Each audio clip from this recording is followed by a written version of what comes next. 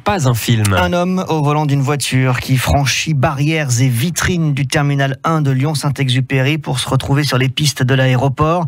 Cet homme avait volé une voiture un peu plus tôt à Dijon et il avait été repéré à contresens sur l'autoroute entre Bourgoin et Lyon. Un homme qui a donc été arrêté et qui souffrirait de problèmes psychologiques. Le caractère terroriste n'est pas définitivement écarté, mais il n'est pas retenu non plus pour le moment par le parquet de Lyon qui a ouvert une enquête pour tentative de meurtre en bande organisée et association de malfaiteurs. En ligne avec nous dans le coup de fil de l'actu de France Bleu, Sébastien Tillet, délégué départemental du syndicat Unité SGP Police pour le Rhône. Bonjour. Bonjour. À l'image de ce qui s'est passé hier, vous pointez-vous du doigt le manque d'effectifs à Lyon, et ce n'est pas nouveau, dites-vous, d'effectifs de police bien sûr. Oui, des effectifs de police et un manque criant sur site, tant sur le centre de rétention administrative que sur l'aéroport Saint-Exupéry. Il faut savoir que l'aéroport international de Lyon a vu sa fréquentation augmenter et même doubler sur les 10 dernières années, avec plus de 10 millions de passagers sur site. Et ce chiffre va être amené à 15 millions à l'horizon 2020. Tout cela effectif constant, avec des missions qui ne cessent d'augmenter en termes de contrôle transfrontière, avec 100% des vols Schengen qui sont contrôlés sur site, mais également des reconduites frontières qui prennent énormément de temps aux agents employés sur l'aéroport Saint-Exupéry. Mais ça, effectivement, c'est dans le fonctionnement quotidien de l'aéroport, et j'entends évidemment vos revendications, vous êtes tout à fait légitime pour les poser, mais ce qui s'est passé hier, c'est pas un passager qui pète les plombs, c'est une voiture folle, enfin c'est quelqu'un qui arrive en voiture. Est-ce que il n'y a pas là des failles aussi dans la conception de ce terminal? Imaginez qu'il n'y ait pas de bloc de béton, qu'il n'y ait pas de borne. Ça pose question quand même.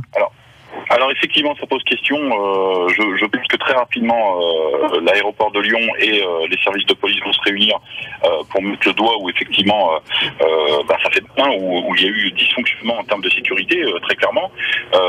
Si effectifs supplémentaires et en tout cas omniprésents sur site, il y avait eu, effectivement, nous aurions pu en amont faire barrage à la course de ce véhicule qui a fini, rappelons-le quand même, sur les pistes de l'aéroport Saint-Exupéry. Vous pensez qu'avec plus de moyens, vous auriez pu l'arrêter avant? Avec plus de moyens et par anticipation, puisque le véhicule était suivi et annoncé sur les ondes, nous aurions pu effectuer des barrages en amont afin d'éviter ce qui s'est passé hier. Un pilote témoigne ce matin sur France Bleu Isère et dit qu'on est passé tout près d'un drame parce qu'effectivement, quand on prend par exemple les low cost à Lyon, maintenant il n'y a plus de bras qui conduisent les passagers à l'avion directement. Les passagers sont par terre sur le tarmac, on aurait pu assister à un carnage. On aurait pu effectivement assister à un véritable carnage sur site. Il faut être très vigilant, la menace est omniprésente, mais pour ce faire, pour sécuriser nos citoyens au quotidien sur les aéroports comme sur le territoire national, il faut des effectifs. Il faut des effectifs de police. Vous demandez à être reçu par les autorités, la gestion de l'aéroport, par l'État, par la préfecture ? Alors nous avons assisté hier au point presse organisé par le parquet et aéroport de Lyon. Nous avons entendu les messages qui sont passés. À ce stade de l'enquête, il est trop tôt pour qualifier effectivement de terroriste ou pas l'attaque qui s'est produite sur l'aéroport Saint-Exupéry. Mais enfin, il faut effectivement qu'on entende nos revendications. Depuis bien avant l'Euro 2016, notre organisation avait alerté sur le manque d'effectifs sur site. Je vous remercie. Nous l'avions écrit. Oui.